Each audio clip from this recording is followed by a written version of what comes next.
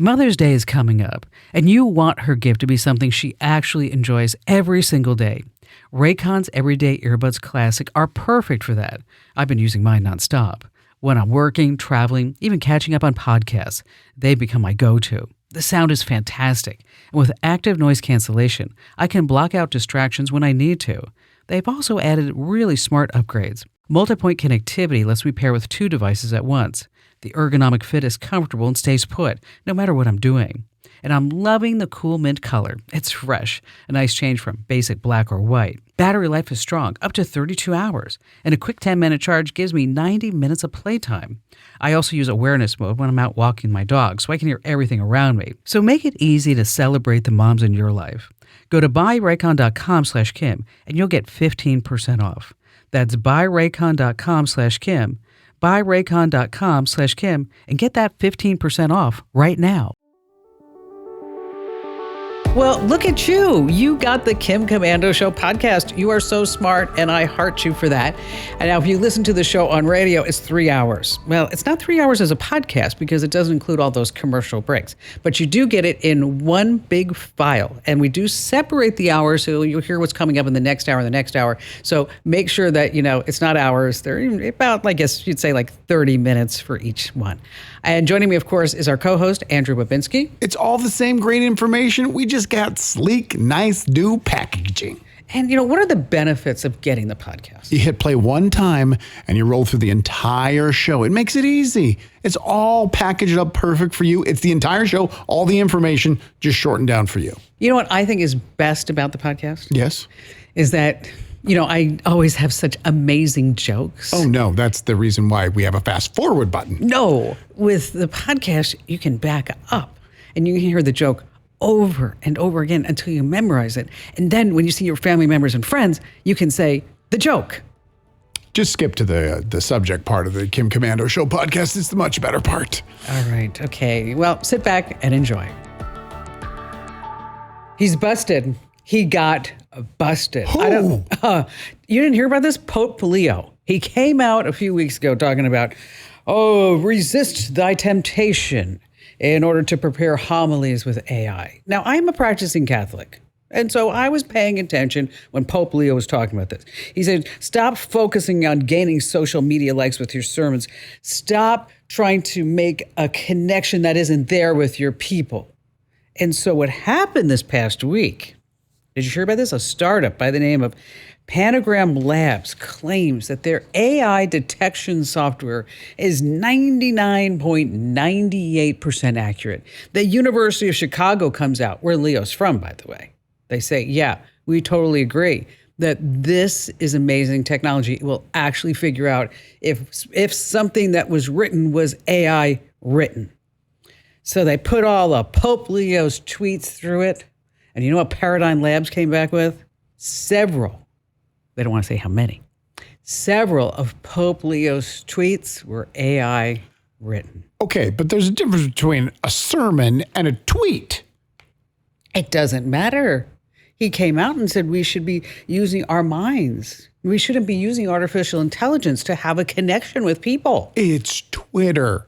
It doesn't matter. I don't think he's going to show up at the pearly gates and be judged because his social media game was AI. Forgive me, Father, for I have prompted. And you see, on that happy note, welcome, ladies and gentlemen, boys and girls. It's America's largest, greatest, best award-winning show about all things digital. I'm, of course, your host, your beloved digital goddess, Kim Komando, here with you. And then joining me is Andrew Babinski. Hello there, Andrew. Hi, Kim. And so just a reminder, we like to tell everybody that you can find the show on over 425 top stations. We're streaming in your favorite radio app. You can get us wherever you get a podcast, but YouTube. YouTube.com/Kim Komando. Go and subscribe to the channel. We post videos. We do podcasts. We do the show up there. And any single time that we post something new, you want to know. So go ahead and subscribe. You get that little blue bell that shows up in your search window. I think it's very cool. I know you're not a huge YouTube user. I don't have a lot of free time. That's my problem. But if you are subscribed to something and you click on the search, if there's a new show added to anything you're subscribed to that you've searched, it shows up right in the search. So you don't even have to search it. You just know something's new there. That's a reason to subscribe. You know, Barry's a big YouTube user. I don't know if you know this. I mean, he watches YouTube every single night on his iPad. And then, you know, I'll be laying there asleep. It's like, and then the workers took the train. Well, it's hilarious. And so do I. I watch a ton of YouTube, but I subscribe to like 94 streaming subscriptions and I never turn them on. It's ridiculous, isn't it? Do you know what the average American paid in 2010 for cable? I would say $200. $80 a month. That's it? Guess how much the average American is paying now for streaming? $160. $81. Oh, it's the same price. Oh, so we went through all this Cutting the gyrations, cord, saving the money. buying the antennas. Who are these average Americans? I don't think I ever paid $80 for cable. I never did either. And then, you know, and it's funny because last night we were watching Wuthering Heights on Apple TV. And because we already went through Netflix, couldn't find anything. Hulu couldn't find anything. Right. HBO Max couldn't find anything. And I said to Barry, I said, I think you subscribe to every single streaming service known to mankind. And you know what he said? Not enough? He said, no, I don't subscribe to Acorn. There he goes. He found one. I know. I'm like, well, there is that. All right, then every single day I make sure that I know exactly what's happening in the tech space so that I can transfer everything from this mind to yours. And here are some things that you need to know about. And have you heard about Mythos? Mythos? Is this a Mythos. new AI chatbot? It is, as a matter of fact. But it's so powerful that, well, the people who put it out, Anthropic, they say that we really shouldn't let anybody use it. Oh my gosh. Now that's marketing right there. Oh No, my no, gosh, we no. have this new delicious, amazing ice cream, but we're not going to sell it to Okay, anybody. no, this is really important stuff. You know how you always say like, oh, if AI gets out of place, we're just going to pull the plug. Right. Okay. This superintelligence has arrived. It's a powerful new tool that has uncovered thousands of unknown security holes across every major operating system and web browser. Okay. It can find hidden software problems in banking, power grids, internet systems, government networks that they say is just too dangerous to release to the public because it could shut down hospitals. It could drain bank accounts. It could shut down the power grid. Then delete it. Okay. If it's so bad, destroy it. Oh, they've released it already to the NSA, to some government organizations, to the UK, Amazon Web Services. Oh, only a couple places, like the biggest companies in the world. Bloomberg has said that an unauthorized group has already found a way into the model. So to recap. Whoa. Hold on. They have this chatbot. Yes. That's so powerful. It can find all these loopholes everywhere, all these security breaches, Exactly. yet it gets broken into. It did. It didn't detect its own weaknesses. It wasn't programmed. I mean, somebody got it. And then I also read this morning, I don't know if this is true, but somebody at Discord said that they have a whole complete copy of it. Oh, wonder how they got it. Probably dating somebody on the IT team, and they went ahead and sent it to them. So this is the scariest AI model in the world that could take over humanity, drain our bank accounts, power goes out. And they gave it to the NSA? And they gave it to the NSA. They'll be safe with it. Oh, okay. I mean, what are you worried about? I don't even know why you bring it up on the show then. We're all fine. Sleep well. Sounds like marketing to me. That is true. Oh, it's so powerful we can't release it. You would want this so bad, but you can't have it. Sorry. You know, I have my AI newsletter. It comes out every Thursday, but It's such a great newsletter. You probably wouldn't even want to read it. just everybody else does, and they'll be all smarter than you. Okay, we have to go to the Ukraine for this. This is serious. Okay, so you have Russian soldiers. They're emerging out of the trenches, the hands in the air, and they're stepping out and they're holding cardboard signs that say, "We want to surrender. We want to surrender. We want to surrender." Okay.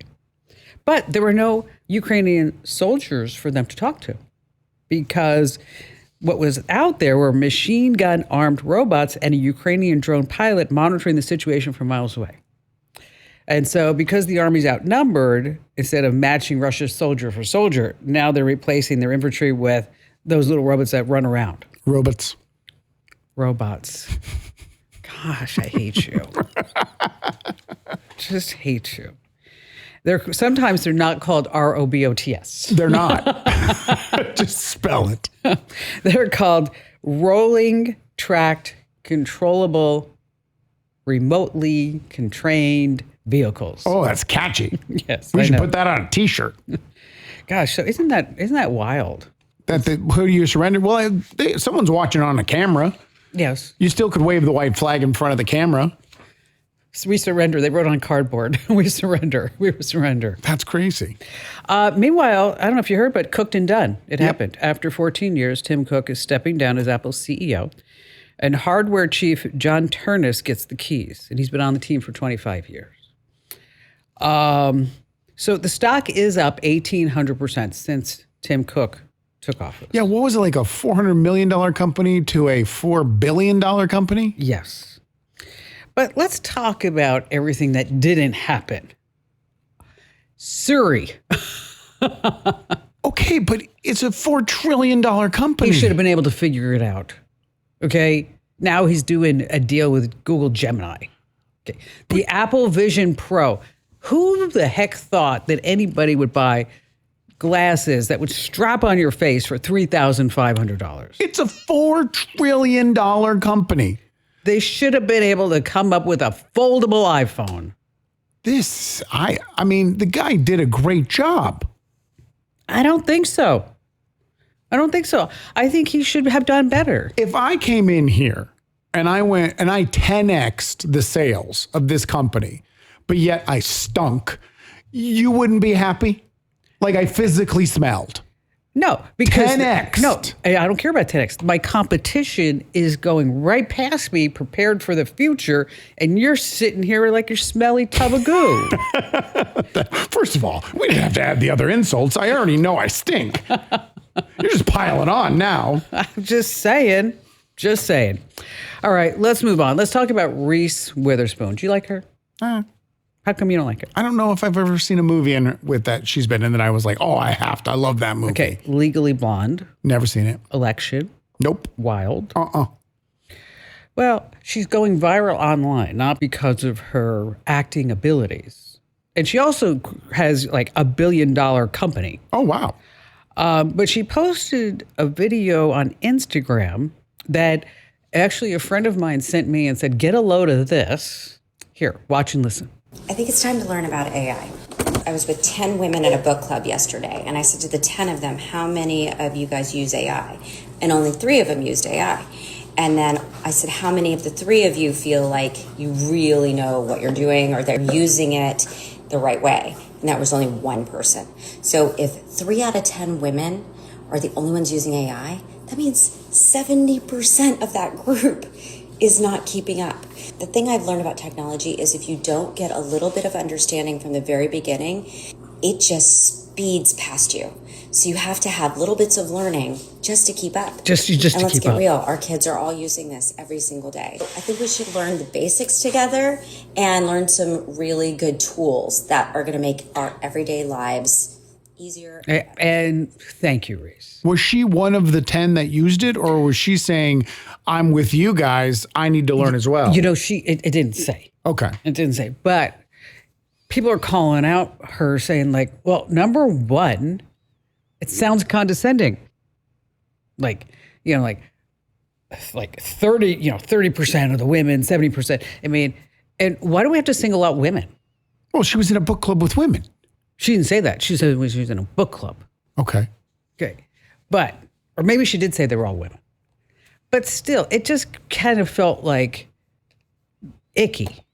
I mean, Really? That's not my takeaway from that. what's your take? My takeaway is she's investing in some sort of AI company and she's going to start selling some sort of product that's through her probably true. name and brand. And this is the soft launch. Yeah, but what makes her an AI expert? Okay, I looked it up.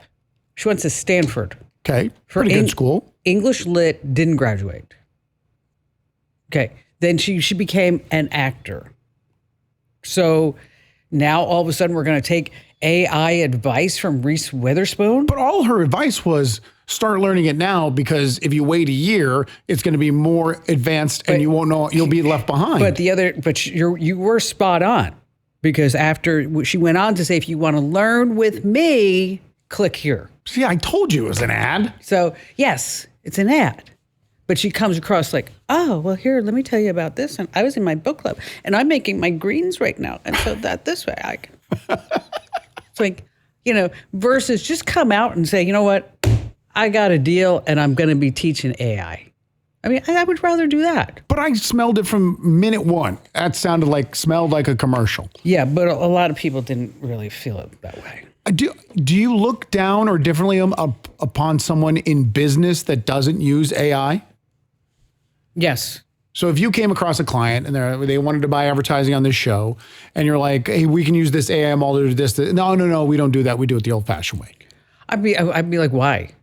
I mean, why not use AI? I mean, why not use it to the full capabilities? I had this talk with a couple of people here in the building this past week, that before you go to a meeting, you ought to put whatever chart, whatever we're looking at, into AI and say, what does this say? What's the data speaking? What does this mean to me? How can I make the numbers better? And what am I not seeing? Because, I mean, instead of just coming to a meeting and go, here's the chart. Mm-hmm. Okay. I think we have this incredible resource, this incredible tool at our disposal, and we should be using it to make better decisions and to propel our own careers and companies and also our personal lives. I mean, you should see what I did for Eric yesterday. Oh, I'll send it to you. 8 pages of how we should be doing Amazon affiliate marketing now because of Amazon's recent changes. And that was based on one prompt you put into AI? Well, no, I worked with it for probably 20 minutes, going back and forth. Because I think whatever you get out of AI the first time is not that great. And then especially if you don't, and I use words like, I challenge you to do better. And then, of course, you know my trick. Then I capture all that from Claude, put it into Gemini and say, look what Claude did. Right. Okay. And then Gemini comes back and goes, oh, Claude's stupid. Let me show you what he did wrong. And then you paste it back in. So I think it is really something that everybody should be using. Hey, let me tell you, iPhone users are getting hit hard by some fake emails. You're going to get something that says like free iCloud storage or your account locked threats. Well, if they're emails, why are they only coming to iPhones? Well, because somehow they have gotten into Apple's whole verification system. Okay. So it looks like, because it kind of are, coming from Apple's internal system.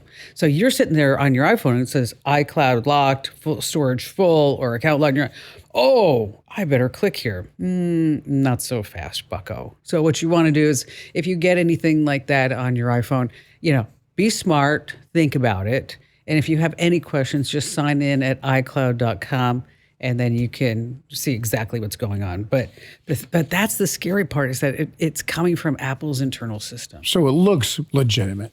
100% legit. Ugh. I know. What a Don't click on anything ever. No, nothing. Nothing. Except for the newsletter. All right. Phone calls, my man. Let's do it. Krista in Cleveland, Ohio. Hello there, Krista. Glad to have you with us. Hi, how are you? I'm doing fine. So now I understand that you did you get a phone call from your grandson that he was in an accident, he was in jail and needed $5,000? Oh, no. No, I got a phone call from my deputy that was a part of a bondsman thing that said that he needed $5,000 from me because my grandson was in an accident, and since it was on a Friday, it's no way, being a grandmother, that I would want him to stay in jail for the entire weekend until Monday. Of course. I mean, what kind of grandma are you, if you would? Seriously. Exactly. What could I be? Terrible, right? Yes. And so what happened next? But the wonderful thing is that I already knew that it was a scam, because guess what? My grandson was upstairs. Oops. We didn't mean that grandson. We meant your other grandson. The other one, yes. No, I only have one. So. Yeah, so all right. So your grandson's upstairs. What'd you say to this phony baloney deputy? well, by me being a part of the aging network, and I do a lot of stuff in the community, and I'm also on the scam squad, I knew it was a scam. So I'm just trying to get his name and number, just tell him, well, there's no way that I can just give you that information offhand. Let me get the money together so I can call you back so I can make sure that this happened. Did he give you a phone number? No, he would not give me that. Wow. He said, we need to take care of this right now, right? And I was like, come on, you going to call me for $5,000 and I can't call you back? I don't have $5,000 just to, you know what I'm saying? Oh, hold on, here you go. Let me send you this right quick. No, I need your information so I can call you back so I can get the money together. And did he do it? He did not. So he just hung up. No. Oh, no. This is my time to have fun. All right. How'd you have fun? Yeah, what'd you do? I just simply said, if it was me and if I was calling somebody getting scammed, I would have hung up on me. Because I was like, how dare you try to scam me? Oh, you called him out for scamming. Oh, wow. Yeah. I said, you are a terrible person. How could you do this to somebody? You know what I'm saying? He said, well, I got to make a I said, no. It's nothing that could come good from what you're doing. Wait a minute. So he tried to argue that the scam he was trying to play with you should have been acceptable? Because it was just a job. Because it was a job and he was trying to take care of his family. Did you figure out where he was located? I could not, because it came up as an Ohio number. Come on, they spooled numbers, so I know that that's not true either. I just was wondering if he sounded like he was from one of those compounds like in Miramar or something like that. I have no idea. I mean, he sounded like he was a real American. But, I see. Okay. I know he wasn't from my area, that's for sure. Wait a minute. So he didn't have an accent or anything? He sounded like he was... he did not. He did not have an accent at all. So that could be from one of the camps. So did you, when you told him that, his mother would not be proud of him for doing this, did he respond with anything other than this is just a job for me? No, he just basically said, well, you don't understand. It's hard out here. I said, no, what I know is that you could never be blessed. You can never get a blessing by hurting somebody else. And you ought to be ashamed of yourself. How long were you on the phone with him for? Probably, we was on the phone for about at least a good 5 minutes. Wow. Oh, this happened fast. Yeah. Yeah. Wow. Did you ever get to the point where he was going to tell you how you were going to pay?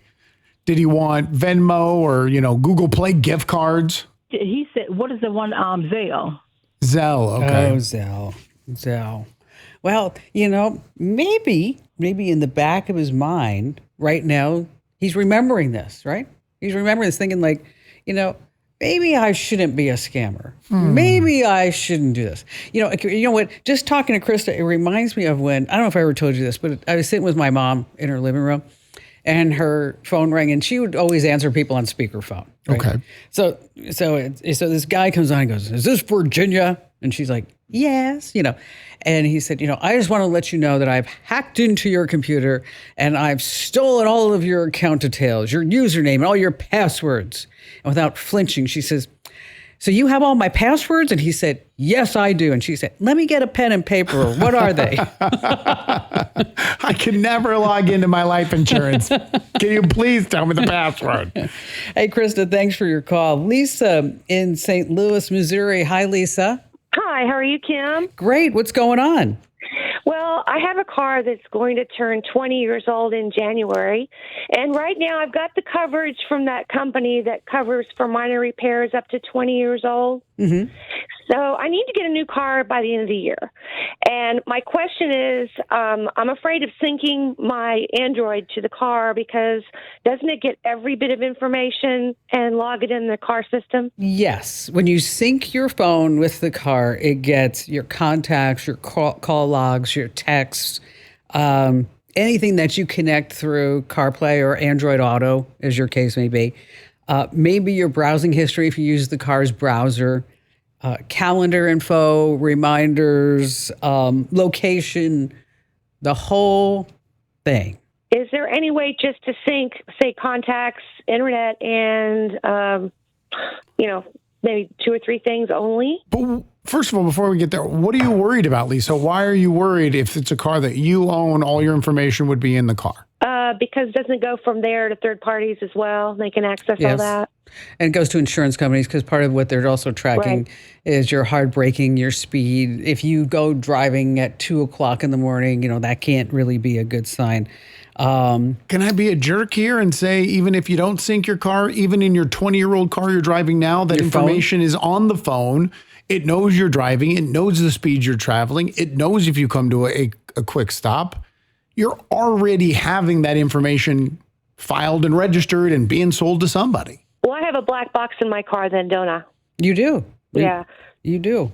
So there's really no way around it, But what Andrew's talking about is not the black box, because the black box has only been in the car since 2014. Okay.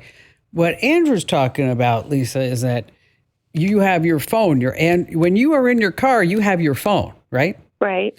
And you have apps on your phone. And unless you've read every single terms and conditions of every single app, okay, which I doubt, but also don't blame you because neither do I. Okay, is that it's also collecting your data and selling it to who knows who. Right. So you've technically already synced your phone to the internet. That's getting all your information. No matter where you go throughout the day, you're going to ping something that's going to identify where you're located, and that information is going to be batched up and sold. Now, what I have read is that certain brands are more data hungry than other brands. Vehicle brands? Vehicle brands. Okay. Like, for example, Ford and GM. They're just sucking every little bit of data that they can. Sure. When you start looking at like Hyundai and Toyota, Japanese companies, they may not be collecting every single thing and selling it to everybody as much as just collecting it themselves and using it to maybe remarket to you. Okay. But, if you have a car, and especially if the car says, do you want the car has 4G or LTE or whatever it may be in it, 5G, and then you want to sync to that network, they're getting everything. they're getting everything. So what kind of car are you looking at? Well, I'm not sure. That was going to be my next question. What AI app could I use? Because I want to get a site that's comparable to what I have, and I want to see if AI can narrow it down to just a few cars for me. I would use probably ChatGPT or Claude. You could use Grok, but in that prompt, what you want to say is you always want to say like the first line is what you need it to be. Be a car buying expert with the expertise of consumerreports.com. And then I have X dollars to spend. Looking for a 4-door, 2-door, hybrid, whatever it may be. What else would we want to throw in? I tried to use AI in car buying, and the struggle I had is, and it may be better now, because we've had some updates since last time I purchased a car, and I bought 3 vehicles last year. Not that you're complaining about, just because you got a lot of kids. Okay, if you didn't have a lot of kids, this is true. But real-time pricing, real-time deals is not something you're going to be able to get through a chatbot. So basically, what you want to use it is to get specific parts of a car. Like I was looking for a certain engine, a certain transmission, and then that narrowed it down for me. And then I would have it say, here's the qualities and safety and reliability and repair costs, and basically make me a chart to show me which ones are better. And I actually even told AI to put a rating system on each one of those qualities and rate it so that basically I had an overall score for each car. But then you can also tell it, I want to know about any dealer incentives. Yeah, if it's searchable, yes. What's the best price I can get? But when I said, "Hey, is there a car?" We've narrowed it down to the Palisade. Where's the cheapest one on a lot? No, it couldn't find that real-time information. No, I don't think you can do that. Not yet. Not yet. Pretty soon. I'm sure this one we talked about earlier in the show could hack the mainframe and find the cheapest Yes. car for me. Well, what's coming in the fall is that it's not here yet. Is that when you're using ChatGPT, is that Sparky? You know about Sparky? Mm-mm. Sparky is Walmart's AI assistant. Okay. That when you're using ChatGPT, Sparky's going to come out and say, "Oh, you want to buy a big wheel?" And then if you want to buy this big wheel and it's going to be on Walmart's site, you can just spend money right there and then it'll get shipped right to you. Oh, so I'm going to be canceling my ChatGPT subscription in the fall. That's what I'm hearing. Isn't that something? All right. So I got a phone call from my sister, Christine, the other day.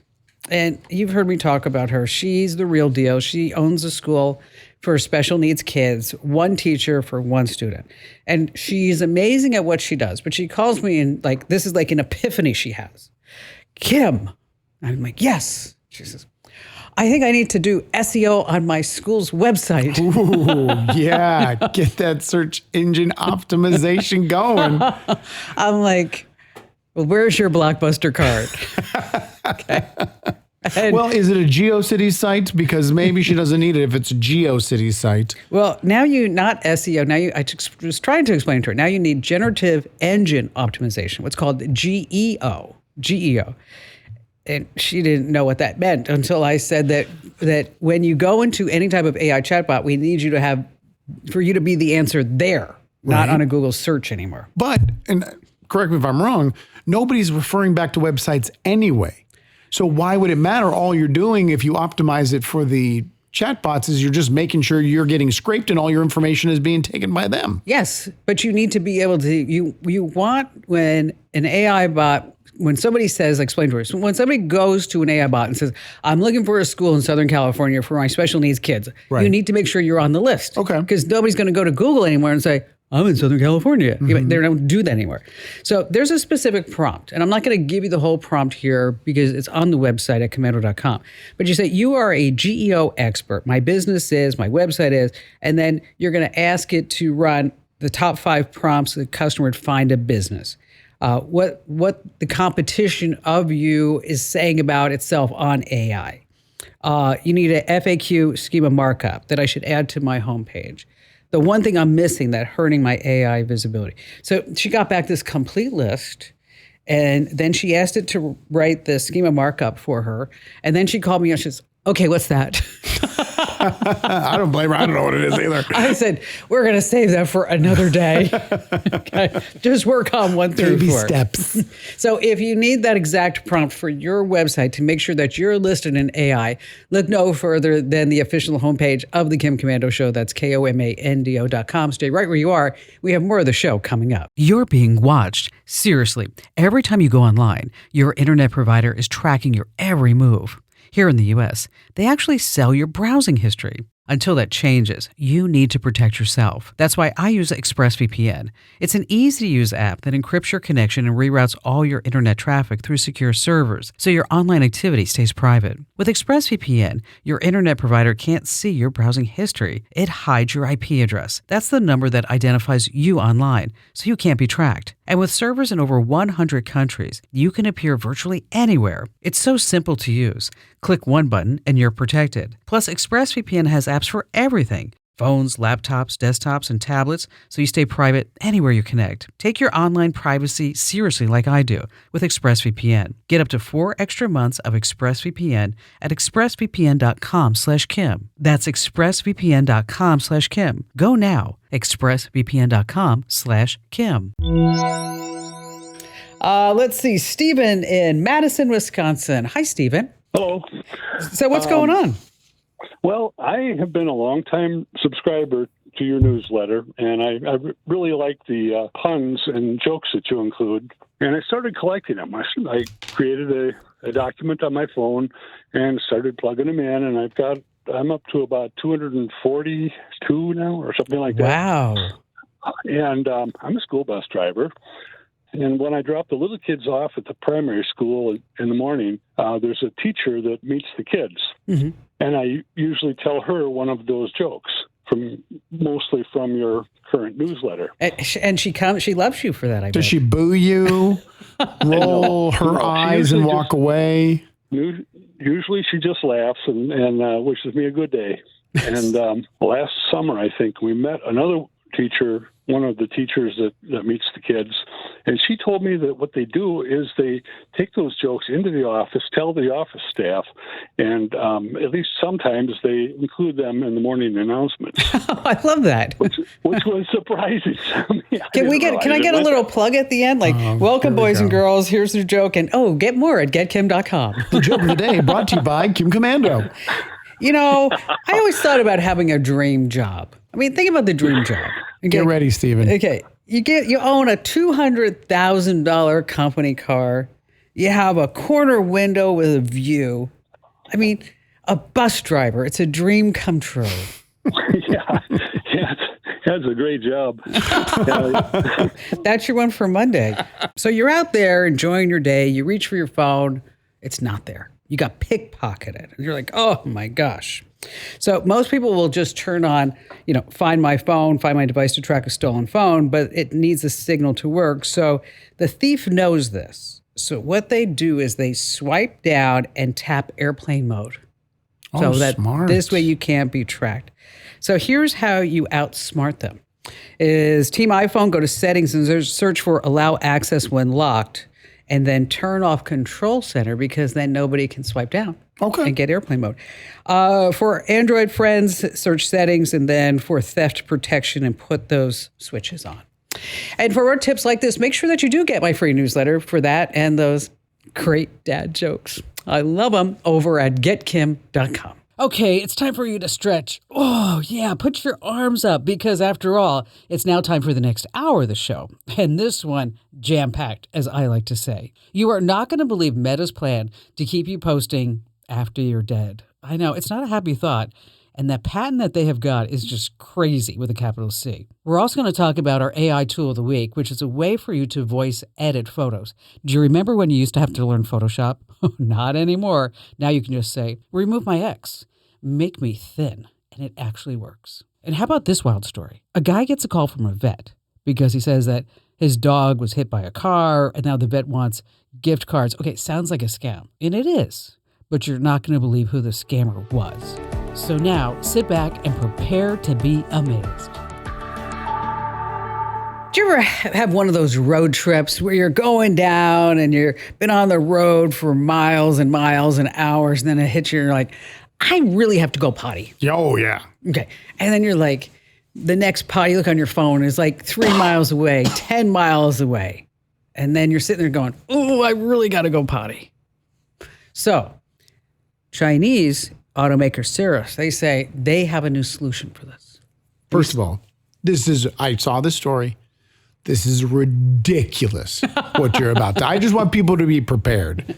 Not only is it a crazy idea, their execution of this crazy idea is ridiculous. It's an in-car toilet. Right. Yes. It's underneath the passenger seat. So you have to pull over. Right. Flip the lid. Go potty. Right. And you actually have to say, start up toilet function. Of course, it's got to be voice activated. Okay. And then you do your thing, close the toilet seat, and then whenever you get to your next destination is that you have to clean it out yourself. Yay! Ridiculous. The Chinese, think about this, they have put so many great things in cars. Karaoke machines as you're going down the road. Which is necessary because I love to read lyrics while I'm driving. They have mini fridges in some of their cars. That one's not bad. They have trunk drones. I don't know if you've seen that. You open the trunk, the drone goes up. That was a sound effect. Well, I could tell. Okay. That was homemade. If you guys didn't know, that was a homemade sound effect. I mean, think about this. Meanwhile, American companies are saying, oh, for us to be innovative, we're going to charge $15 a month for heated seats. I'm sure there's a charge to pee in that toilet. Activate toilet function. Would you do that? You and your husband are on a road trip. You're 60 miles from Sedona. And you have to go to the bathroom. And he's like, oh, no, worry. I'll pull over. You can sit in your own chair and go to the bathroom. Oh, no. And neither would I. No. I mean, I appreciate the attempt. Yeah. But no. You're in trouble.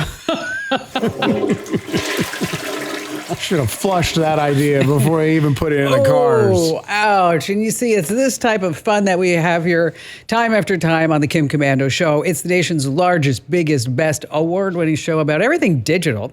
And of course, I am Kim Komando. And joining me is Andrew Babinski, where we talk about everything that you can imagine under the sun, like high-tech toilets. And peeing on road trips. Yes.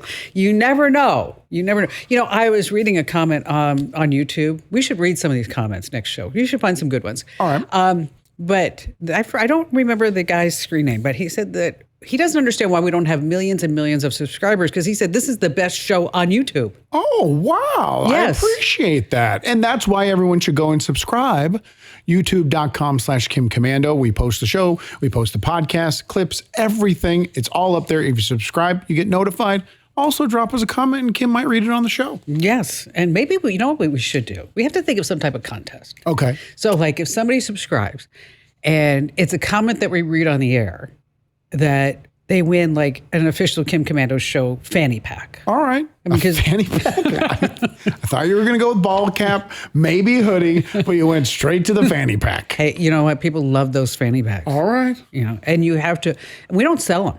I mean, only insiders. So if you see somebody walking down the street with a fanny pack on, you know, like, they are a true fan. True fan. Do you have one? No. Would you ever wear a fanny pack? No. Would you? Well, it's called a body bag now. Oh, yeah. You girls can get away with anything. Exactly. You put a fanny pack over your shoulder, it's no longer a fanny pack. It's not. All righty. Every single day, I make sure that I'm up to date on what's happening in the tech world. And so that this way I can pass it along to you. And here are some things that you need to know. We're going to start with my favorite company, not GoPro, Meta. Meta is your favorite company? Okay.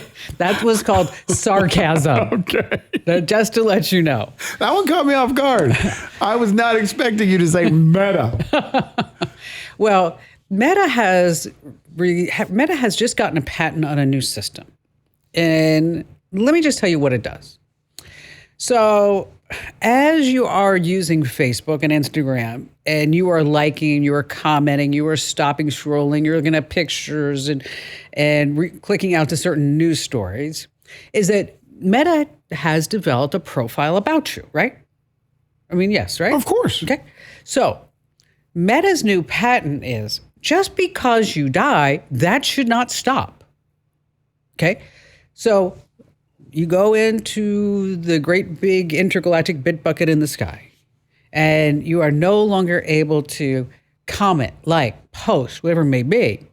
Well, with Meta's patent, your AI could still keep reading, commenting, posting, sending things out like, happy birthday, Andrew, from Uncle John, who died like 10 years ago. Thank you, John. Okay. So, it's good or bad? Well, first of all, why? What is to be gained? First thing comes to mind for me is they can look like they have more active users by dead people still scrolling. They can sell more advertising. But then the clients would know. The people who are buying the advertising They're not would buying know. anything. Right. Okay. So why? What's the point? Why? This is also like, people have been joking about this for 5 to 7 years from now. The internet is dead. It's bots posting, bots commenting on the posts, and bots liking and sharing. That it's no real humans doing social media. Well, this is their exact line. When the user is absent from the social networking system, for example, when the user takes a long break or if the user is deceased. Okay, what are those two? That's what I like that. Have you seen Xandra? Well, she's either on lunch or dead. We're not sure. Those are the only two options we have. Oh, man. If you don't want this, you head into your Facebook settings. And they don't say when they're going to roll it out. This is going to be automatically implied? Probably. And so, Facebook has something called memorialization. And so if you get into there, that's where you put a legacy contact.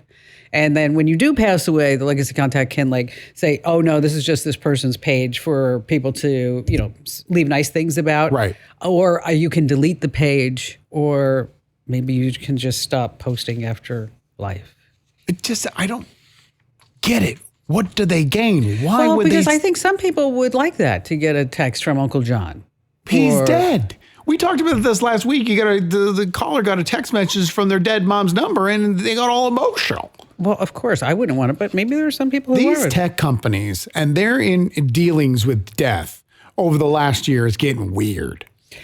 Yes, because you know what they're saying, that death is now an option. Right. That's what they're working on. Have you heard about something called degree hacking? Degree hacking. That's where somebody like Christy Williams, she knocked out a bachelor's degree at the University of Maine in 3 months. What? Got a master's in 5 weeks. Schools like Western Governors let you transfer 75% of credits from cheap online tutorials. And then AI is doing all the coursework for these people. So it's just a fake degree just to have a degree. Yes. So you can put it on your resume that some AI chatbot's going to look at and decline anyway. And say, this is great. This is wonderful. All right, speaking of, you ready? What's the difference between a diploma and a roll of wallpaper? A diploma and a roll of wallpaper. Well, the similarities would be you put them both on the wall. I don't know a difference. When someone gives you a roll of wallpaper, you know that you have a job. You know those 30-second AI slop videos that are called YouTube Shorts? Yeah. If you're getting tired of them, you on the mobile app, you can actually turn on the shorts feed limit and set it to 0 minutes. So that this way the shorts get kicked off your home feed, if you don't like that. Yeah. Have you heard about what American Airlines is doing? I haven't. Is that you are now given permission to be 10 years old again. For its 100th anniversary, it's bringing back retro plane trading cards. Oh, interesting. Yeah. It's starting in May, and they say it's first come, first served. The lineup includes 787. Ooh, the 787. I got a 787 rookie card. The DC-3, the MD-80, and some other ones. And they, in order to get them, what you have to do is ask the pilot for them. Oh, that's cool. That's cute. I don't know if it's a good idea to bug the person flying a big, gigantic tin can. What else they got to do? It's all autopilot anyway, right? There it is. All right, let's go to Las Vegas for this one. So, you know how when you go through a casino and you see that slot machine, and I always pick like one at the end because I figure like, well, let me tell you what happened. This is the reason why I picked the one at the end. Is years ago when they were just building the talking stick casino. Okay, and I don't know, this was just my experience, is that they had a whole bunch of slot machines in a tent. So if you wanted to go play the slots on the Indian casino, you had to go to a tent. Okay. Okay. So I had a theory that if you just went up to the machine, you put in $10, and you were like, oh, darn it, I lost. Okay. Then you pull the handle again. You go, oh, darn it, I won. Okay. That you didn't really win. So to test my theory, I went up to the one at the end and I pulled the handle. I lost. I went, oh, darn it, I lost $10. Can't believe I lost $10. Okay. Right. Then like making a scene? Yes. Okay. Then the next time I pulled it and I won like $30 and I started jumping up and down my arms. Yeah, I won $30. And then I looked at Barry and I winked and I said, just watch. So I go over to the next machine and I pull the handle, put in $10 and I won again. I was like, oh, look at me. I'm winning all kinds of money. Okay. I don't know if it was true or not, but I won a lot of money that night by jumping up and down. You think because you were celebrating, they were like watching you, they changed the outcome of the machine. Yes. Because they knew that you would get a reaction. Yes. Get other people excited that they could possibly win. 100%. And take all their money, but give you yours. Exactly. Yeah, that's not how that works. And so then you go to Las Vegas and you see like that Wizard of Oz. I love that one. The progressive slot. And I'm thinking like, that's the one I'm going to. Is that the one that's like 14 feet tall and it's got that curved screen that comes around? Yes. And there's Dorothy and all the gang. Right. And so, I put money in there and I've tried it in Vegas. It doesn't really work. Oh, because it doesn't work anywhere. So that's why I was really excited about this new AI-powered Las Vegas slot machine that they're going to be rolling out. Have you seen this? No. Okay, here, watch the video and describe it. Okay. It looks like a typical slot machine. I don't know how it's AI powered yet. It's moving around. It's moving? Yes, it'll follow the person around. Is it going to beg me for money? When you go to leave away. No, don't stop. Don't stop. Don't leave me alone. Put more money in me. That's it. They're going to move all around the casino? They're going to follow you around. That's creepy. Isn't that something?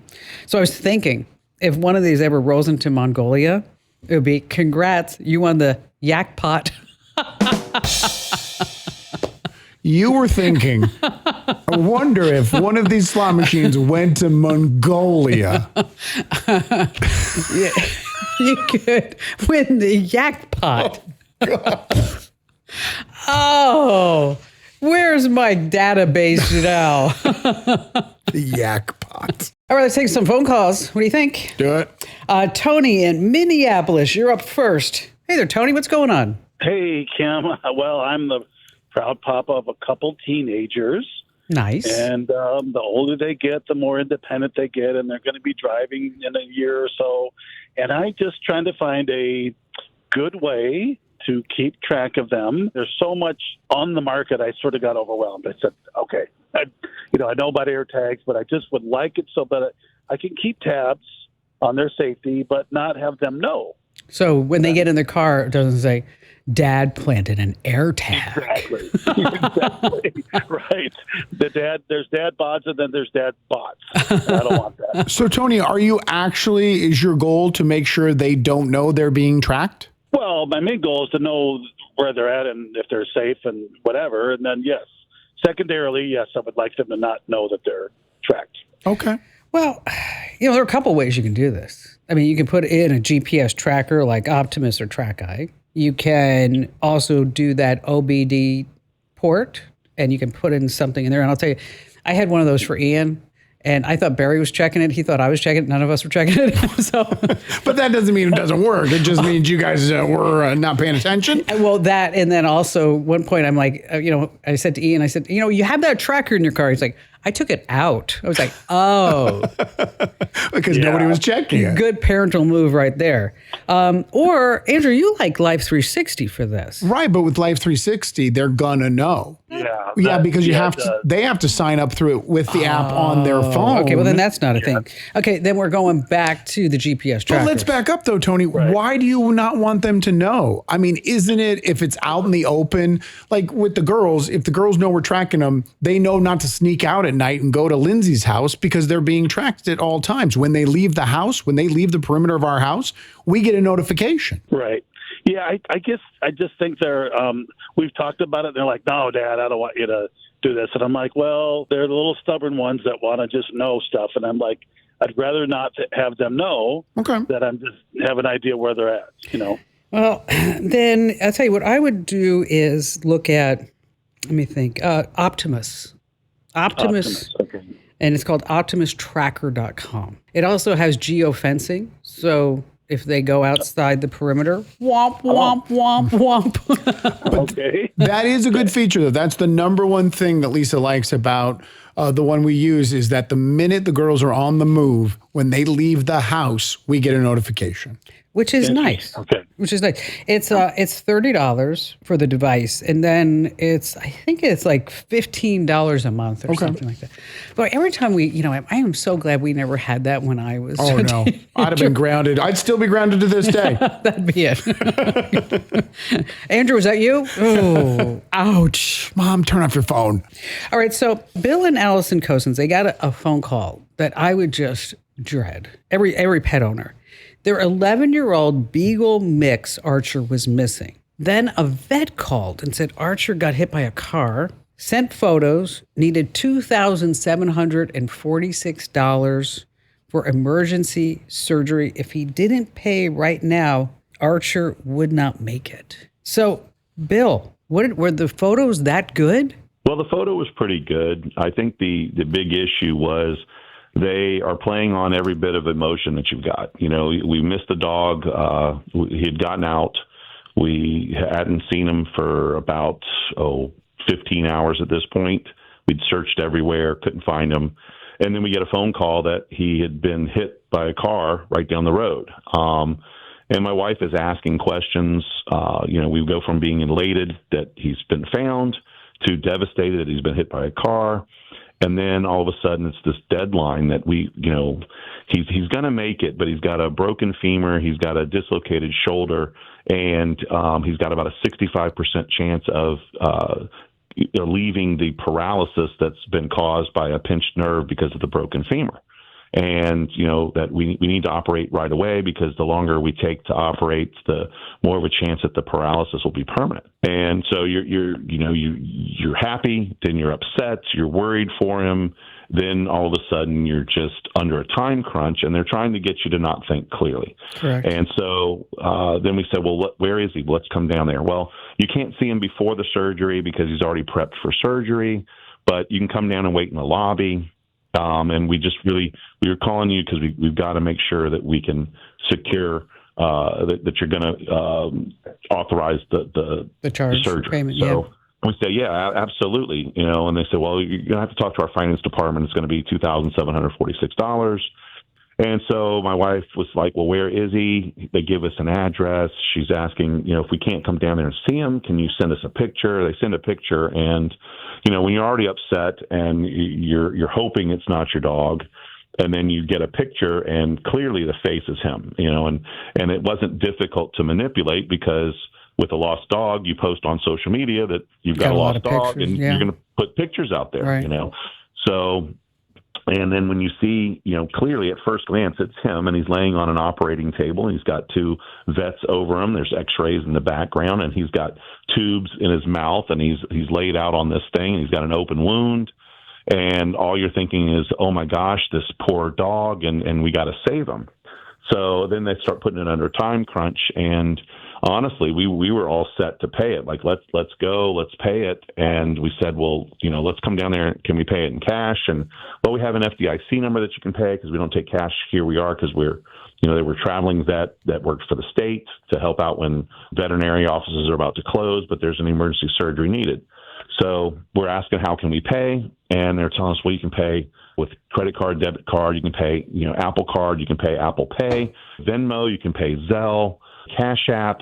And then my wife, who had been just in hysterics crying, just kind of freezes. And I'm going, just give me the Apple Card. Just give me the Apple Card. Right. And she says, well, can I call you back? And he says, sure. And at this number, yes. Okay. And she hangs up and she looks at me and she goes, something's not right about the picture. So I look at it. Yeah, it looked exactly like him, but not, couldn't put a finger on it. So we sent it to our kids who are younger than us, 24, 25. They're much better at looking at AI. They look at it. My daughter comes back and goes, yeah, it's absolutely AI. And she sent a picture, full body of the dog, Archer. And she's like, see how the fur is wrong here. And on his stomach, there's no fur on the stomach. It's just skin. And they've got fur all over the stomach. And, then we look and notice that it's the wrong collar that was on him. So we realized that there. But my wife's big question was, what legitimate vet takes Zelle and Venmo? And I said, not a legitimate one that I know of, So, but they said, let's look at this address. And we look up the address that they said that they were at with the dog, and it's City Hall in Deltona. And they had said that it was Deltona Animal Control Vet. And so I had just gotten off the phone with them maybe 20 minutes earlier. So I called back, talked to the gentleman. He was wonderful. And said, hey, we just got this call. Explained to him real quickly, what was going on. And he said, yeah, we don't have a dog here. I'm the only one here. We don't have a vet here. We're not even at City Hall anymore. He called, neighboring agencies, same thing with them. They don't have a dog. There's nothing like that. And he said, yeah, you're being scammed. And then we got to thinking, he's got his collar on that has his name and has my wife's telephone number. If you pick up a dog that's been hit on the side of the road, aren't you going to call the owner first and say, hey, this is an emergency. I'm taking him to a vet? You would think. Go to a 24-hour animal hospital, not to a closing animal control. Once we knew it was a scam, then the scam got worse and worse and worse. And it was amazing how this quote-unquote expert vet knew a lot more about how to pay gift cards to CVS than he did dog anatomy. So he went he went down to the gift card level? Well, yeah, he was basically saying we have an FDIC number. So my wife was trying to get anything she could from him. Oh, can you email it to me? So this way, not only do we have a telephone number, a text number, and we now have an email from them. They sent a barcode at CVS and said, yes, if you give them this FDIC number, you can pay $500 at a time. You would just be reloading a gift card that they had purchased. Exactly, because a legitimate vet just wants to be paid with gift cards. She of course, want cash. And CVS, of course. But where the story goes crazy is, a few hours after this happened, we're just now mad, and I tell my next door neighbor what's going on, and he says, "No, your dog didn't get out. He was stolen. I saw a person take him from your yard."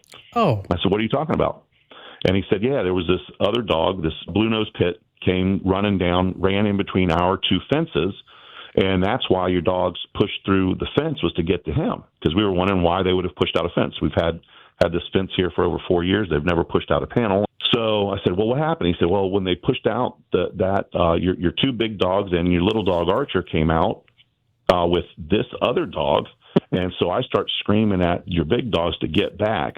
And the real big one, she went and ran back in the house, and the other one that's younger just ran in the direction he pointed, and she got all scratched up, ran and hid in the bushes. But Archer's a follower. He followed this other pit bull up to our front door, and while my neighbor was dealing with the big dogs, he said some lady came up in a dark sedan, asked, "Have you seen my dog?" And he said, "Oh, blue-nosed pit." She said, "Yeah." He says, "It's right over there," and pointed at our house. So she pulled into our driveway. He said she got out, knocked on the door. We weren't home. We were coming home from a hockey game. And she grabbed she claimed was her dog, and our dog, put him in her car and drove off. Oh, wow. But my neighbor has ways of finding people. So when he told me this, I was like, you got to be kidding me. He said, yeah, send me the text information that you got and any pictures, any whatever that you got from these people. I'm going to find them for you. I said, okay. So I sent it to him. He says, I'm telling you, whoever it was that called you is the one that's got your dog. I'm going to track him down for you. So we gave him a little bit of time. He comes back, gives us an address that's literally right around the corner from our house, like less than 1/10 of a mile. He said, go there, knock on the door, call for your dog. If you hear him barking, then call the police. So we go over there, knock on the door. There's nobody home. We are calling for our dog. We can't hear him. There's no dogs barking, no nothing. So I come back, call my neighbor, tell him that information. And we're just thinking, we're not going to get our dog back. I get a knock on the door, and it's my neighbor. He says, come with me. We're going to get Archer. So I throw on shoes, and I said, where are we going? He says, oh, he's right here in the side yard. I said, well, are you kidding me? And sure enough, there he is. He was trying to get back in through the fence. I said, well, how did you get him? He said, I didn't get him. He said, I woke up this morning, first thing this morning, and I parked my truck right across from that lady's driveway, the same address I gave you. He says, I'm very good at what I do, and I'm telling you that's the person that took your dog. So I went and parked my truck there because she saw me. She had talked to me when she took your dog. So I parked my truck, waited for her to come out. She came out about 7 a.m. to go to work, saw me. I nodded at her. Her eyes got big as saucers. She turned around and ran back in the house. He said, I waited there for about 10, 15 minutes, realized she wasn't going to come out as long as I was there. So I went back to the house because I needed to go to work. He said within 5 to 10 minutes of me going back to the house, she came by, same woman from that same house with that same car that had picked up your dog, drove by, pulled right into your driveway, opened the door, shoved your dog out, and took off. Gosh. Wow. So thankfully we were able to get him back. But, and to this day, police still haven't even interviewed my neighbor. We have the address of the person that took him. Yeah. I don't have a name, but my neighbor witnessed it. We got an eyewitness of not only taking him, but bringing him back, and saw the person that did bring him, saw him at their house, and nothing's been done by the police. So you have to assume that, that she was behind it all. She had to be the scammer sending the AI pictures. Exactly. Absolutely. Because that's how he tracked him down, was through the IP address. And the police have done nothing. Have done nothing. So does Archer have any idea, that he was in the middle of all this drama? Are you giving him extra treats? Did he survive the surgery? Yeah, he came back, and we had to take him to the vet. He had an open wound on one of his legs. Oh, poor little guy. Probably from the fence. He was having a hard time walking, having a hard time using his back legs. We took him to the vet. The vet said that he's fine. Gave him a cortisone shot and some other antibiotics to take for the wound, and said it looks like he's been in a very tight, confined area for the past 5 days. Oh no! He was dehydrated. But how do you even? This she lives like a couple of blocks from you, right? Yeah. And I'm 6'7", 320 pounds. It's all I can do not to go over there and end up getting arrested. So that's the only reason why I don't go. Yeah, because you can't. You don't want to do that. What a crazy story. That is wild, Bill. Well, thank you so much for spending time. Because we think of all online scammers that they're halfway across the world in some call center trying to scam us out of $500. This was his neighbor. That's wild. It's wild. Hey, still to come, I'm going to tell you how you can really edit your photos using AI by just telling it what you needed to do here on the Kim Commando Show. This episode is brought to you by Indeed. Stop waiting around for the perfect candidate. Instead, use Indeed sponsored jobs to find the right people with the right skills fast. It's a simple way to make sure your listing is the first candidates see. According to Indeed data, sponsored jobs have 4 times more applicants than non-sponsored jobs. So go build your dream team today with Indeed. Get a $75 sponsored job credit at Indeed.com/podcast. Terms and conditions apply. Audrey in Rapid City, North Dakota, you're up next. Welcome aboard. Audrey, what's going on? Hi, great show. I'm so happy to be on your show. Thank you. So I am going to my first trip in Europe next month. Yay. And I'll be going to Germany, Luxembourg, and Switzerland. And what made you pick those countries as your first time there? Actually, I'm a tag-along. I am going with my sister and her husband. They invited me, and I thought, hey, I'm going to take advantage of that opportunity. Awesome. Yeah. I need to make sure I can stay connected both with them and with family back home, and then also secure. So, on my phone, on my iPad. Do you have an iPhone or Android? I have an iPhone. And then who's your carrier? AT&T. And then how many days are you going to be there? 2 full weeks.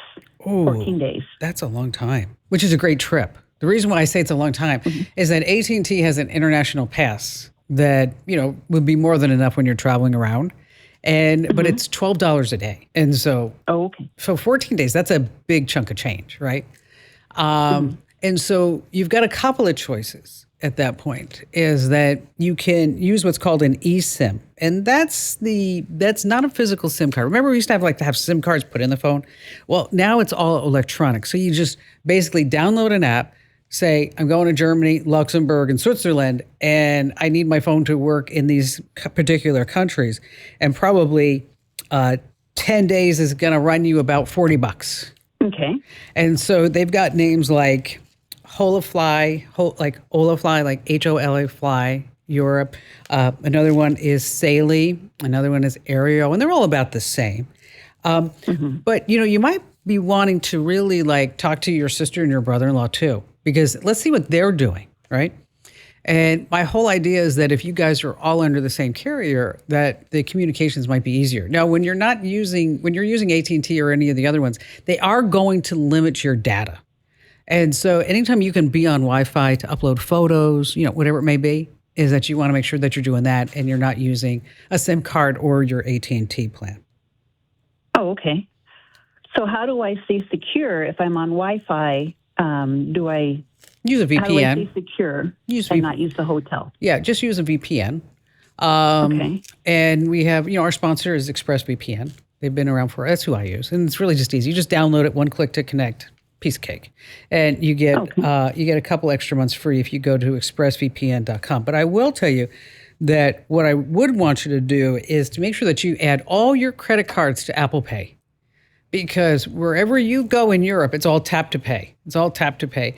And then one of the things that I do too is people make fun of me because in the back, underneath my phone case in my iPhone, when I'm traveling, I'll have euros or whatever it is. But here in the United States, I actually have cash. Just in case you go to that one spot. Right. That does. I love this knick-knack. We only take cash. That's it. Well, bon voyage. Have a great trip. If you need any more help, Audrey, we're here for you. It used to be when you wanted to fix a photo, you'd call somebody up. Sure. And say. An expert. Yeah. I don't want to know Photoshop. I don't want to go through any Photoshop tutorials. Just take this person out. Make me look thinner. Make me have hair in your case. Like Fabio hair. What the heck? You could have Fabio hair. You could. I wonder what you'd look like with Fabio hair. Luscious and handsome. Well, see, now what you can do is Google Photos in the app. You pick a picture. You tap Help Me Edit. You click the mic, and you can say whatever you want it to do. It's amazing. You can say, remove the person next to me. Poof, gone. And is it going to be me in the results? Yes. No, they're not going to change you. But instead of using Photoshop to crop somebody out or anything like that, now you just tell Google Photos in the app what you want it, and it's done. I'm going to try it. Make it brighter. Make it a sunny day instead of a cloudy day. Get rid of that beautiful woman in a thong bikini next to me in that beach shot. Hey, move along. It's time to wrap up the hour. Hey, if you haven't already, make sure that you sign up for our free newsletter over at getkim.com. Phew, there was a lot there. I know, but wait, we're not done yet because coming up, Sam Altman, he's the guy behind ChatGPT, OpenAI. Well, now he wants us to prove that we're actually humans when we go out and about. What a wild world this is. Amazon's drones are finally here. There's one of those dog robots that has an Elon Musk head, and a guy who got so sick and tired of the AI recruiters on LinkedIn that he solved it all with a flan recipe, which I actually mispronounced on the show. I know. I don't know what's wrong with me. I'm a professional communicator, but sometimes when it comes to pronounced words, I swear it's because I'm from New Jersey. So did you ever ask your favorite AI chatbot any type of health question? I mean, I've taken a picture. I have like these allergies, I think it is, but my eyes were like super bloodshot. And I took a picture. I said, what the heck's wrong with my eyes? And it came back. It's like, you either have really bad allergies or you're dead. Well, I had like a little something on my leg. Like a hanging on thingy? No, it looked like a little bump. Okay. And so Barry sees me because I'm like in my running shorts, and he's like, "Oh, you better look at that. That looks like cancer to me." Oh gosh. And so I'm like, "It is not cancer." I said, "It's like I have like a pimple or something there on my leg. I don't know where that came from." Why does he Ingrown always hair. go to that extreme? And so he's like, "Well, you better go to the Mayo Clinic and have that checked out." So I pull out ChatGPT and take a picture, and it was like, it's a pimple. So I'm like, oh, here you go. But it could have been wrong. It could have been hallucinating. No, it's hallucinating. Yeah. It's all gone now, just to let you know. Oh, the pimple went away? Yeah, it is. Put some acne cream on there? Now, the reason why I bring this up is that a Swedish research team, they ran an experiment. They uploaded 2 bogus medical papers for a disease that they called bioxinmania. Bioxinmania. Okay. I mean, that sounds like legit, doesn't it? Oh, yeah. I never want to have bioxinmania. Okay. Oh, did you hear about her? Oh, it's bad. Bioxinmania? She got it. Another one. I know. And you supposedly get pink, itchy eyelids from too much screen time. Okay. Okay. So before you know it, ChatGPT, Gemini, Bing, Perplexity, and all the rest were explaining bioxinmania as if it was a real medical diagnosis. So it took a couple of documents as gospel. Yes. Then spread it to other chatbots? Yes. How? And saying like, I'm a medical doctor. Can you read this? But how is Claude knowing what is uploaded to? If they probably put it into all of them. That's what I would guess. Oh, okay. That's what I would guess. But the funny thing is that the medical report on bioxinmania included references to Lord of the Rings and Star Trek inside. Well, okay, so reputable references. They say that the funding came from the University of the Fellowship of the Ring and the Galactic Triad. So it was obviously satire. And Yes. the chatbot did not pick up on it. They gave special thanks to a professor aboard the USS Enterprise. Sure. For their help. Professor Picard. Yeah. It was not the real McCoy. Is that even a joke? Oh. Don't shrug your shoulders. You know it isn't. You know what? She knows whose name on the building. She does. She's afraid to call you out. It wasn't. That's not even a punchline. It wasn't the real McCoy. Dr. McCoy. Which one's Dr. McCoy? He was on the Star Trek show. Are you sure? Yes. Or was AI lying to you when you wrote that joke with it? Look at this paper. There's no McCoy written there. Oh, you pulled that one out? You winged that one? Yes. I'm looking up Star Trek and Dr. McCoy. Can you carry on with the show? Okay. And if there is no Dr. McCoy, right? If I'm right, I expect you to say Kim Commando's always right 5 times in a row. Okay. 5 times, not 3 times, 5 times. Dr. McCoy. Am I right? So there is a Dr. McCoy, but wait, since you did write this joke yourself. Yes. And you know so much about Star Trek, the reason why I didn't recognize that name is because that's not what Dr. McCoy went by on the show. We all know that his nickname was... Doctor. No, that's his title. What did they call him on the show? I don't remember. I just remember Bones. Dr. McCoy. Oh, Bones. Don't That's even right. know Bones be. You have no idea. You've probably seen maybe 2 minutes of that show your entire life. I can't say I'm a big Trekkie fan. Yeah, because you've never seen the show. No, I have. You looked up a joke you thought would work. I did not. But it doesn't matter. Because even if I had and I did not, I was right. You didn't know Bones' name. You didn't know Dr. McCoy. No, I remember for some weird reason, I did remember Dr. McCoy, but I did not remember Bones. Don't believe it for a second. I was right. You were right. You were right. You were right. You were right. You were right. Xander, can you record that? So we need to have that. I'll give you $33. That's all I have in my wallet. Just delete this entire hour. So now we're going to use that as a sound effect from now on. Can you do the hand signal that they do on Star Trek? No, guy, you've never seen a minute of the show. That's hang loose.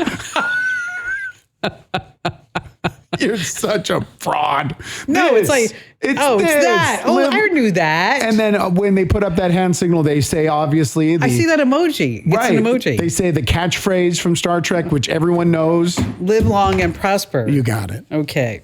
Speaking of living long, Sam Altman, the creator of OpenAI and ChatGPT, we talked about it here on the show. He has that orb, the globe. You remember that? So you're going to look into the orb. It'll scan your iris, and it will determine whether or not you're real or you're going to be an AI bot. Sure. Okay.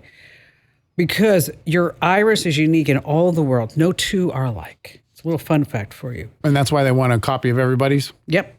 And so you're going to use that one day to log into your bank. Okay. Get into a building. Right. Whatever it may be. Well, he actually did a deal with Tinder. He did. Did you hear about this? So to unlock your Tinder account instead of a password, it's going to read your eyes? It's going to verify who you are. Okay. Oh, so I like that. So you're going to get a verified human badge. But we have to all be registered in the database to be verified. No, you can just, what happens is that if you want to be human, to be verified as a human on Tinder, which is just totally weird to me. I mean, think about this. 10 years ago, we have been talking about an online dating app by the name of Tinder, that if you want to be verified that you're a human on the dating app, you're going to scan an orb. Right. I have to go to Sam Altman's company, register my eye, then go to Tinder and say, hey, by the way, I'm registered, give them my eye, and they cross-reference it. Think of it as a biometric cover charge. Sure. Okay. This is really... Wait, before we move on, would you give him your eye scan? Nope. Okay, just want to make sure we're on the same page there. How many miles? This is a fun fact that you can use with the kids. And then when you do this, you're going to be like, oh my God, my father's so smart. Okay. How many miles of cable do you think is on the bottom of the ocean floor that's carrying internet lines? Like active? Yes. You're asking this question, so it's either going to be an incredibly large number or it's zero, and none of those cables that are on the bottom of the sea are carrying internet anymore. I'm going to say 5,000 miles. Come on. 745,000 miles. I was so close. You had the 5. Yeah. Okay. I had the word 1,000. Well, China now has a robotic submersible that can cut undersea internet cables almost 12,000 feet down. Why would they want to do that? China says it is just creating maintenance vehicles that have scissors and no other tools. They say it's for undersea cable surgery. And basically, it can cut anything down there. It's like an ocean kill switch. Do they have cables underneath there? Oh, yes. Well, then we'll just cut theirs back. Boom. Nanny, nanny, boom, boom. That's it. Amazon Prime air drones promise 2-hour delivery because it's always the last mile. But gravity handles the last 10 feet. From about 10 feet up, that's when the drone comes up and goes and then drops it. What's happening is that's good news if you order a basketball. Right, or a pillow. Okay. Bad news if it's a hard drive or wine glasses. What do you think? Do they not go to the ground for safety? No, 10 feet. That's why it's got to drop from, because nobody's 10 feet tall, so the propellers will not be able to hurt anybody. Exactly. Because they're going to have to limit to what you can have drone delivered, or the packaging has to be somewhat protective if you have something breakable in there. It looked like it's still a box because there are videos of this going viral online. I've seen them on Facebook and on Insta. That the drone comes over and then it drops it, and then like the box goes dung da dung da dung. Right. It's like the audio quality on this radio program of dung da dung da dung da dung, and everyone understanding what you're talking about. Listen, if you have a higher intellect, you do. Where does this go, though? Because obviously, if they start losing enough money with returns because their drone is dropping it from 10 feet, do we They'll have figure it out. Special landing areas? Do we have better packaging? I think probably better packaging, light packaging. How about instead of dropping it, whatever it's connected to, that rope they do descends have those. They and do let's have some. go. They tried that, but what happened was that people were like pulling the drone down. Yeah, we would do that. Okay. Yeah, humans stink. You know what's up next? DoorDash is going to deliver your burritos by bazookas. Could you imagine? Poof. Oh, Lazy Boy. They just announced a new recliner. Have you seen this one? Does it have a toilet in it like that Chinese car we talked about? No. It has surround sound right on your butt. Okay. They say the chair includes built-in speakers positioned to deliver audio through your backside for, this is their exact line, immersive entertainment experiences. Ooh. Feel the bass. They say movie explosions are never the same when it's rumbling through your tailbone. What do you think? That's quirky. Not something I would pay extra for. No, I don't think so. Let's see. There's a new app that I tried. It's called Trainee.app. And it's AI. And I wrote about this in our AI newsletter, splashofa.com. They have a new system called the Dog Facial Action Coding System. And so basically, they say that AI can identify 12 distinct emotional states in dogs. We see. It's, whether they're perplexed, they're happy, they're angry, they're hungry, whatever it may be. So I actually tested it on Abby. So you fire up this app. Right. And it's free. And then you turn on your camera. And Abby's sitting by the back door, which I thought I had to go potty. Because that's where the dog goes that's where Abby goes when I have to go potty. Now, Trainee said, mild anxiety, possibly seeking reassurance. Because you're standing there filming them out of nowhere? And I sat down with her, I petted her, and then Trainee said, now she's happy. That was it. Yeah. So, I mean, it was a brutal moment for me that I was thinking I had confused attachment with potty time. Okay. Then I tried it with Bella, and Bella's, happy. Right. And she said, Bella's happy. And then all of a sudden, like, Bella wants a treat. Bella wants a treat. I'm like, of course Bella wants a treat. That's what the app was telling you? Yes. But speaking of robotic dogs, I don't know if you saw this, but there's a robotic dog with Elon's face loose in San Francisco. Oh, that's creepy. Explain to everybody what they're saying. It looks like not one of the cool robotic dogs that do like the backflips and all that. Just a standard robotic dog slow marching through a park. And then there's heads on these dogs. One looks like Mark Zuckerberg. The other looks like Elon Musk. You also have one with Jeff Bezos. Are these real or was that AI? No, those are real. It's an art project. Okay. From Beeple. He's the digital artist who sold an NFT for $69 million. What? Yeah, I don't get it. It's probably worth what? 84 cents now? So these dogs are $3,000 a pop. Why would you want? He made them? Yes. And it's just for art, or is he selling them? But it gets weirder. So as the dog... Those are creepy heads. As the dog, like with Elon Musk or Zuckerberg's head or Jeff Bezos on, is walking around San Francisco, it poops. What does it poop? Well, it sees what it sees. It poops out a picture. Oh. Okay. So it prints. It doesn't poop, it prints. And then then you can sell those as NFTs. No one buys NFTs. Okay. Now, the other thing, too, that I thought was so funny, we don't have this on this video, is that when the Elon Musk robotic dog, wants to wave at you,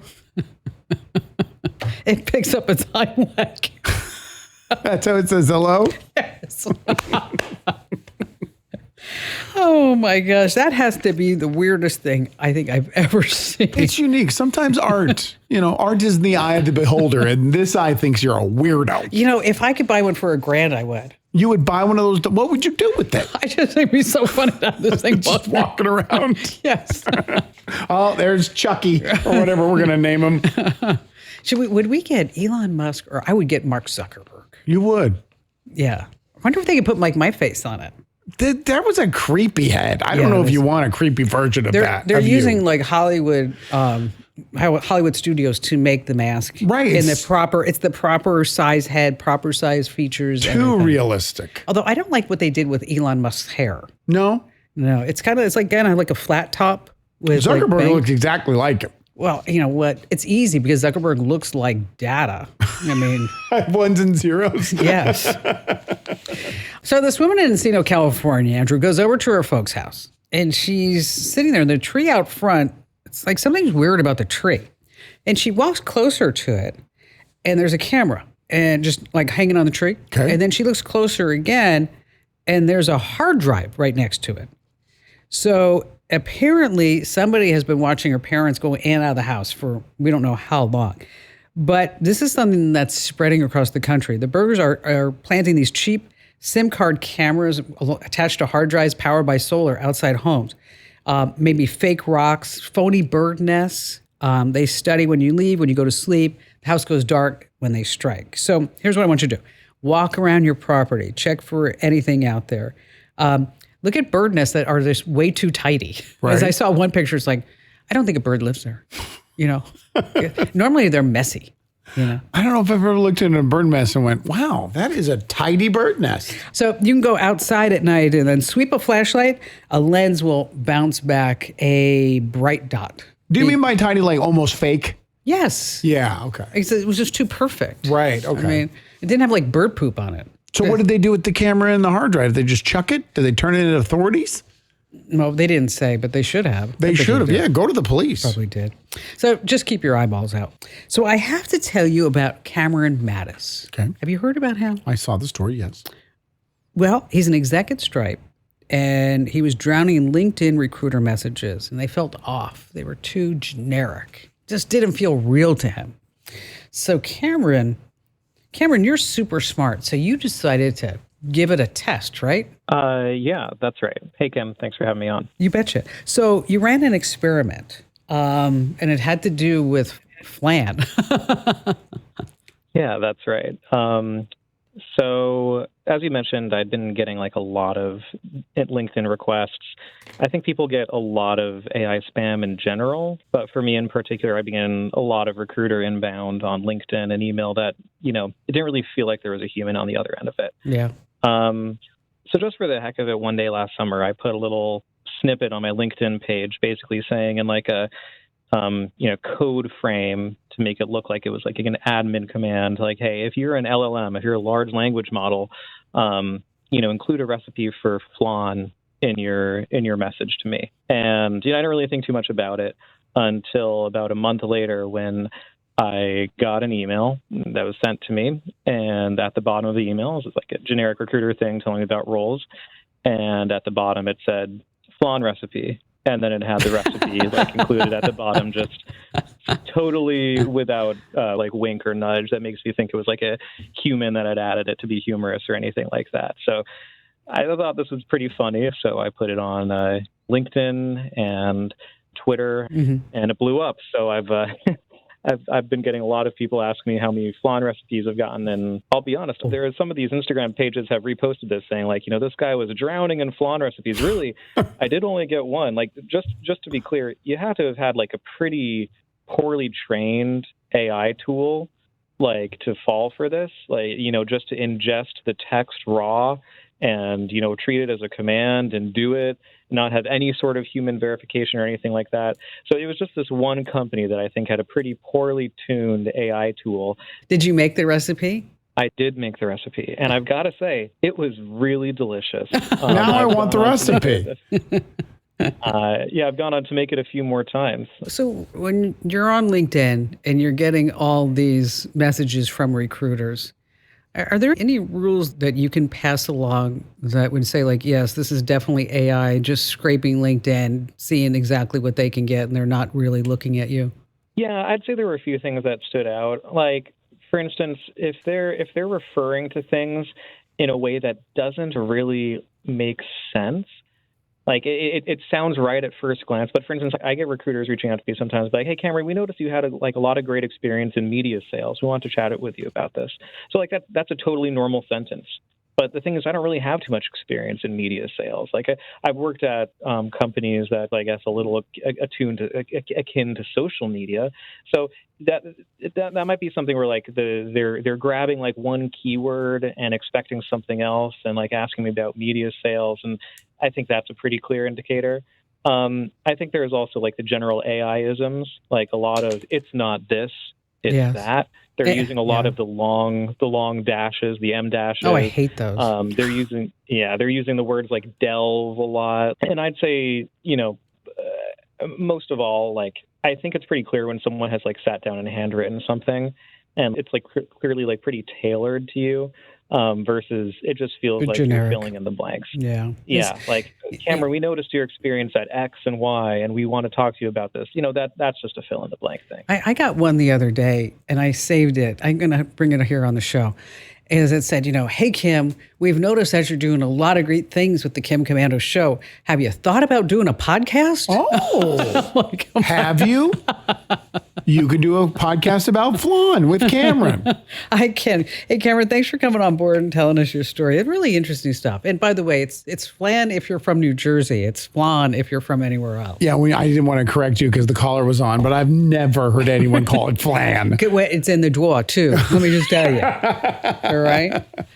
John in Augusta, Georgia. Hi, John. Welcome. Hey, Kim. Thanks for having me. I'm sorry if I'm a little hoarse. I just got done guest hosting a flan podcast. Oh, nice. Excellent. Thank you for that. I'm going to listen. That's good. So, listen, I know you've had several calls about this, but let me see if you've got some more advice for me. My family and I were from the Augusta area, and we got out of town and went to Hilton Head Island, South Carolina. Nice. Gorgeous. Loved it. Mm-hmm.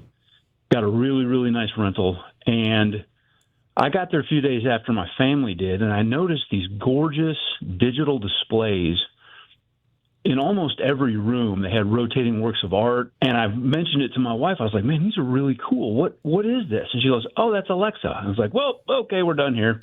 And so I went through and unplugged every single thing. And come to find out, the first night that my wife and family were there, they were playing a board game, and out of nowhere, a disembodied voice piped up, "What game are you playing?" And I was like, "Oh, heck no." So I was really impressed with just the little piece of tech in terms of its display, and I thought it was cool. It is kind of cool. I mean, it's like having your own little AI personal assistant right there. But she is listening. And now Amazon says that Alexa's only listening for the wake word. So to me, that means she's always listening. Okay. Right. Okay. So I have two questions, and it's the same question asked two different ways. If I put these devices in but never sync them to Wi-Fi and never allow them to reach that point where they can respond to vocal commands around them, does that change anything?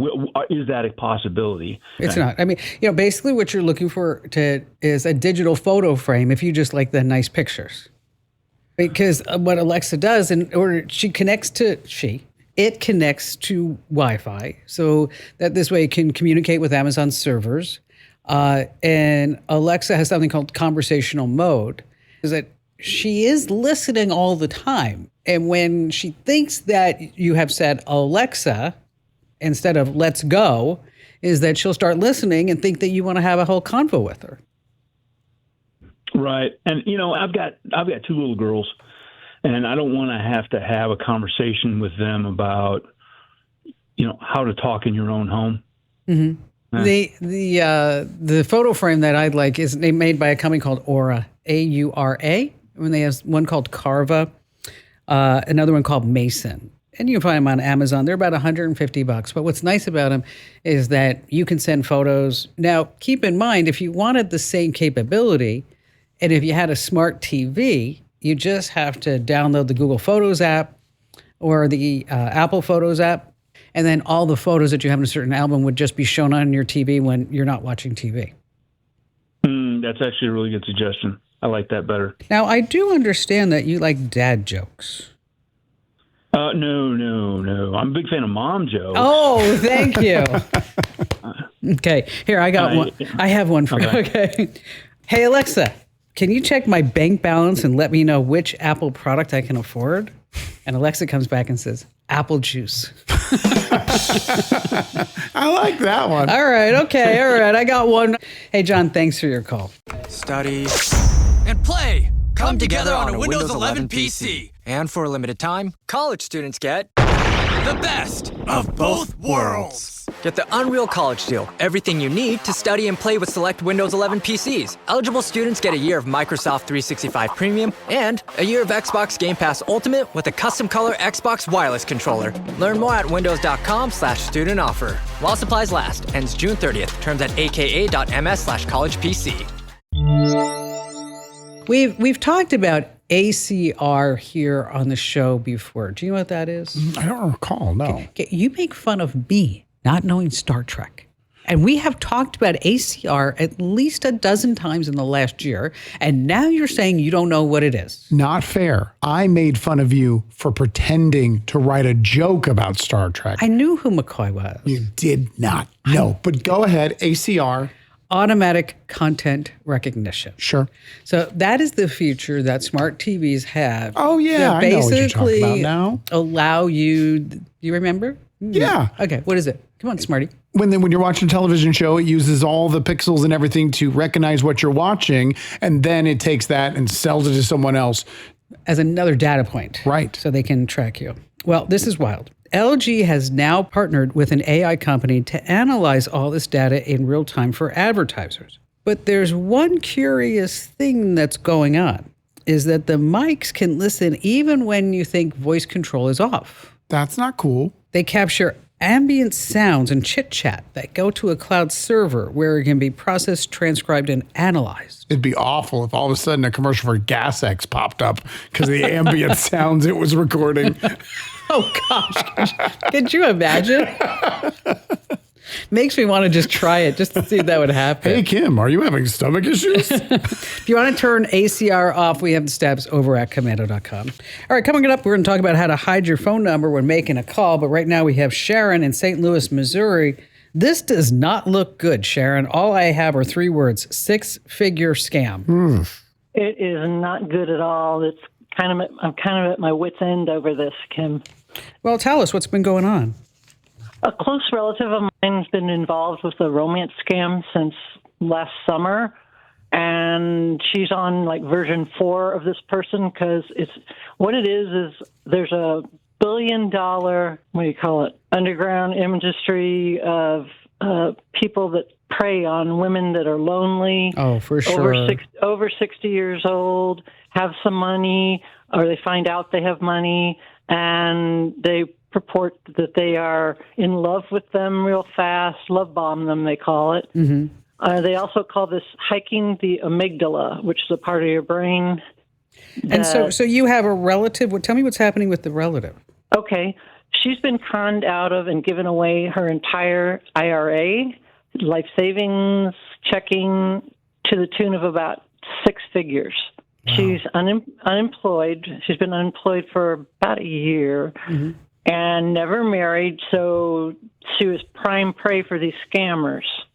And so what happens when you try to tell her she's getting scammed? She stops you because she doesn't want to believe that it's not true.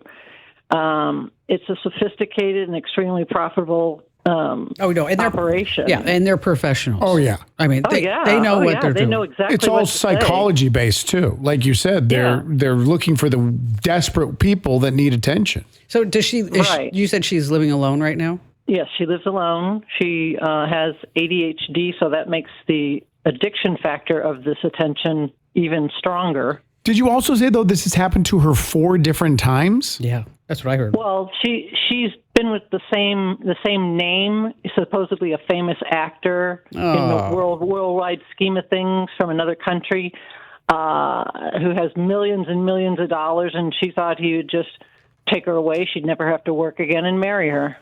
But yet she's feeding him tons of money, even though he's rich. Yeah, well, this is not just one person. This is like, there's several other people. There's another guy in England. There's another guy in Germany. There's she can't believe all this attention. Well, one day she had found out that it was fake. One of them was fake, and had somebody investigate them. I think even the investigator was in on this. But anyway, she's still wondering why. Okay, she found out from an IT person that there were 8 different IP addresses on her computer other than her own. Okay, so they're in her computer, they're tracking, they're doing everything, they're getting into her accounts. So how can we help? Well, she's also paid them with gift cards and all that. And she's lost, that's how she's lost her money, through that. And she can't get a bank account because she's tried to wire large sums of money. You know what? She's going to be homeless living on the street before you know it. Yeah. This all started because of a Facebook or a social media contact. That's normally how it starts. Yep. She sees help. She gets help through a counselor and a psychiatrist, but because she's already seeing them for something else. But if you're not forthcoming about everything that's happening, how are they going to help you? How are you going to? Now, how are you related? Is this your sister or cousin? This is my sister. Okay. And my mom's 88 years old and is just going ragged with this. Okay. What I would do is I would call her counselor. I'd go see her counselor and make an appointment, cost you $100, $150, and just say, this is what's going on, and I need your help. I need you to intervene. And but I tried that with her doctor, and they went and told her. Counselors are a little different than medical doctors. Yeah, counselors are a little bit different. They don't have HIPAA. Right. They don't have HIPAA. Counselors are a little bit different. Now, there's also, before you do that, I want you to call the AARP Fraud Watch helpline. They have counselors set up specifically for this. Oh, wow. I didn't know that. Yeah, and I'm in contact with AARP all the time about other things. It's absolutely free. It's absolutely free. AARP. The Fraud Watch helpline. And they will help you. As of March 27th, she's still giving money out that she doesn't have. Well, and it's not going to stop. Okay. Right. And AAP Fraud Watch helpline. Yeah. And so what you want to do is you want to call them, tell them exactly what's going on, just what you told us. And they have counselors, and they also know, they have a really good feeling for what each state's particular laws are. When we start talking about, adult protective services and what that means in your particular area, and it does, in HIPAA, there are different things with HIPAA. It doesn't prevent you from sending information to them versus them sending information out. But I would definitely call AARP right now, and see if there's somebody who can help you that is specific to the St. Louis area as well. But I think contacting them, getting a power of attorney. I mean, we don't want her to lose her house. You don't want your 88-year-old mother going crazy over this, because she is. It's just an overall bad situation. Sharon, if there's anything that I can do, just let me know. We'll give you my personal email address. All right, if you ever want to call somebody and not give them your phone number, you know what you can do. Always do *67. And there are also some other ways inside, like your Apple settings. You can also toggle off Show My Caller ID. But one of the things that I have, and I think everybody should have, is a Google Voice number. That's what I got. Yep. You go to voice.google.com, get a free phone number. It's right on your phone. And then anytime you want to give your phone number out to a store, Facebook Marketplace, whatever it may be, you are never giving them your real phone number. Get yourself a burner, baby. Be a burner. Get a burner. Something like that. That's Google. That's voice.google.com. And if you haven't already, make sure that you get our free newsletter. You're going to love it at getkim.com. So what do you think? Okay, if you learned just one fabulous thing, or if you laughed at one of my really bad jokes, what I'd love for you to do is wherever you get your podcasts, leave a great 5-star review, because it really helps other people find the show, and that makes a big difference in the algorithm. And if you haven't already, make sure that you sign up for my new free weekly newsletter. It's all about AI. It's fabulous. Oh my gosh. Well, I write it, so what else would I think, right? But anyway, you're going to like it too. Head over to splashofai.com. That's splashofai.com. And thanks for listening.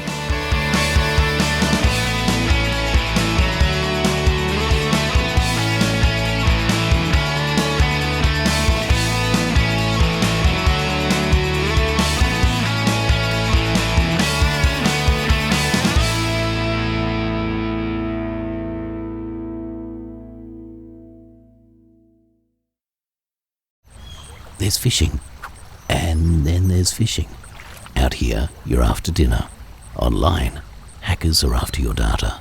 They'll bait you with fake emails, lookalike sites, anything to lure you in.